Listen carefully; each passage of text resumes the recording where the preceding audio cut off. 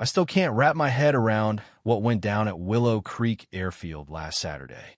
It was supposed to be a golden moment, a quick VY-Day-O to celebrate finally earning my pilot's license after 6 grueling months of training. My Cessna 172 was sparkling under the afternoon sun, the sky was clear, and I was standing there, phone in hand, recording a little speech about chasing dreams and never VYing up. I was just hitting my stride, feeling on top of the world, when a voice cut through the air like a siren. "Stop filming. Delete that VY-Day-O right now." I froze mid-sentence and turned to see Lisa Harper charging across the tarmac. If you live in Maple Grove Estates, you know Lisa. She's our Homeowners Association president, 3 years running, and she's got a reputation that precedes her. Designer sunglasses perched on her nose, a matching teal tracksuit hugging her frame. She was VYing her arms like she was trying to flag down a 747. That shrill, commanding tone? Unmistakable. "What's the problem?" I asked, lowering my phone, but keeping it rolling. I was genuinely clueless about what had set her off. Lisa stormed right up to me, her manicured finger jabbing at my phone. "I'm in the background of your VY-Day-O," she snapped, her face already flushing. "You can't film me without my permission. I'm too famous to be in some nobody's social media post. Delete it. Now." I glanced over my shoulder, squinting. Sure enough, there she was, a tiny, blurry figure maybe 30 feet away, strolling along the VY Siders path. Famous? I almost laughed. "Lisa, I didn't even notice you were there," I said, trying to keep things CIVYL. "I'm just recording a personal moment." Her eyes narrowed, and she leaned in closer, her voice dripping with venom. "Don't play dumb with me. Everyone knows who I am. I was as close to being on Real Housewives of Portland 4 years ago. I have an image to protect." I bit my lip to keep from grinning. This was the same woman who'd sent me a 3-page letter last summer because my mailbox was an unacceptable shade of taupe. The same woman who paraded around our neighborhood in a high VY civility vest, clipboard in hand, inspecting lawns like she was the FBI. And now, here she was, claiming celebrity status at our little airfield. Lisa Harper wasn't just another HOA tyrant.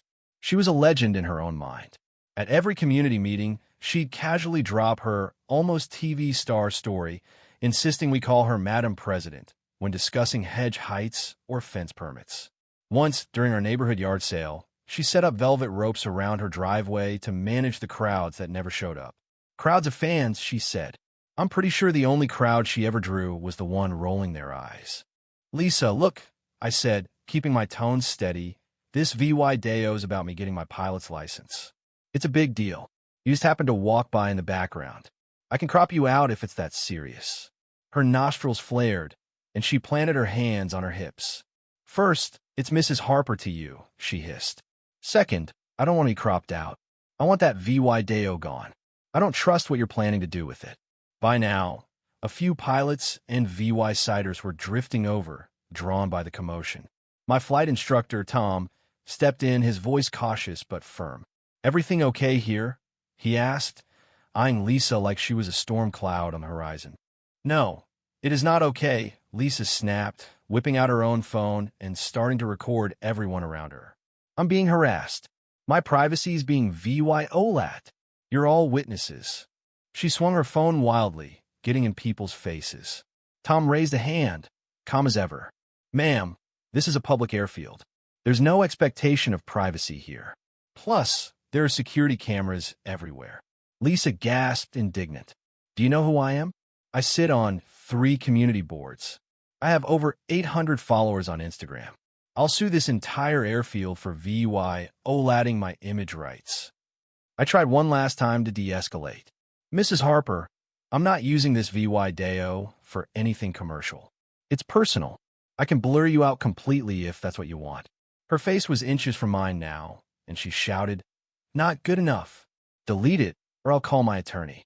I know people in this town, important people, who can make your life miserable." I took a deep breath, realizing this wasn't worth the fight. "I'm not deleting my VY-Day-O," I said, turning toward my plane, "but I promise you won't be recognizable in it. Now I've got to pack up." That's when things went from bad to unhinged. Lisa didn't back off. She followed me, her voice booming across the tarmac. "Don't you walk away from me. I'm not finished," she yelled, her words echoing like a megaphone. "I'll shut this whole airfield down." Other pilots were exchanging worried glances now, and for good reason. Lisa had crossed the bright yellow lines marking the restricted tarmac, a zone strictly off-limits to VY sighters. A ground crew member spotted her and jogged over, while VYing his arms. "Ma'am, you need to return to the public area now. This is a restricted zone. Aircraft operations only." Lisa ignored him, brushing past with a shoulder check, her eyes locked on me. "Don't you ignore me," she bellowed. "I'm the president of Maple Grove Estates. I control what happens in this community." The crew member tried again, stepping in her path. "Ma'am, stop. You're on an active taxiway." But Lisa was a woman possessed. She shoved him hard, sending him stumbling backward. That's when the airfield's alarm blurred a piercing wail that stopped everyone in their tracks. Everyone except Lisa. She marched past authorized personnel only signs, straight into the refueling area near the hangars, screaming over the alarms. "I demand to speak to whoever's in charge. These people are harassing me, violating my rights as a public figure." I stood there, jaw dropped, as two security officers sprinted from the main building, their faces grim. This wasn't about a neighborhood spat anymore. Lisa had crossed the line literally and figuratively. "Ma'am, you're in a restricted area," the first officer said, his voice like steel. "Show me your airfield credentials." Now, Lisa straightened, ready to unleash her usual intimidation routine. "Do you know who I am?" she said, smirking. "I'm Lisa Harper, president of the second." Officer cut her off, unfazed. "Without credentials, you're trespassing in a secured transportation facility. Come with us." For a split second, I thought she might comply. But Lisa doubled down, pointing at me. "I'm not going anywhere until he deletes every frame of me from his phone. I did not authorize being filmed, and as a person of influence, I have rights."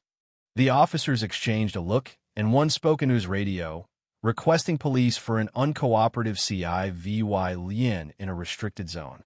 As they tried to guide her toward the administration building, Lisa started name-dropping like her life depended on it. "I know Commissioner Daniels personally.